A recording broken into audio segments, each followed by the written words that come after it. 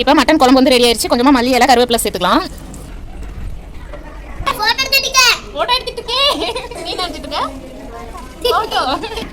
இப்போ வந்து கறி வந்து தனியாக அள்ளிடலாம். அள்ளிட்டு நம்ம வந்து வறுவல் செய்ய போகிறோம். ஆயில் வந்து ஒரு 150 ml சேர்த்துக்கலாம். கொஞ்சம் சோம்பு கடுகு உளுந்து சேர்த்துக்கலாம். கடுகு பொரிஞ்ச உடனே கொஞ்சம் கருவேப்பிலை சேர்த்துக்கலாம். நீங்கள் பச்சை மிளகாய் வந்து 100 கிராம் அளவுக்கு சேர்த்துக்கோங்க. நான் வந்து பச்சை மிளகாய் இன்னைக்கு சேர்க்கல. பெரிய வெங்காயம் வந்து 1 கிலோ சேர்த்துக்கலாம்.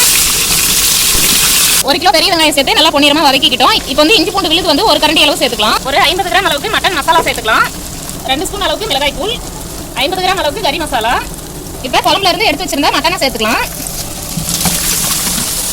நைஸ் உப்பு சேர்த்துக்கலாம். இப்போ வந்து மட்டன் வந்து நல்லா கிண்டி விட்டுக்கலாம். நீங்கள் வந்து இதில் பெப்பர் பொடி வந்து 50 கிராம் சேர்க்கறதா இருந்தால் சேர்த்துக்கோங்க. நான் வந்து இன்னைக்கு பெப்பர் பொடியும் சேர்க்கல, பச்சை மிளகாவும் சேர்க்கல. ஏன்னா உங்களுக்கு காரம் கம்மியாக கேட்டுக்காங்க. பெப்பர் பொடி பச்சை மிளகாலாம் வேணாம்னு சொல்லியிருக்காங்க. அவ்வளோதாங்க, மட்டன் வறுவல் சூப்பராக ரெடி ஆயிடுச்சு. மல்லியில் கொஞ்சம் தூக்கி இறக்கிடலாம்.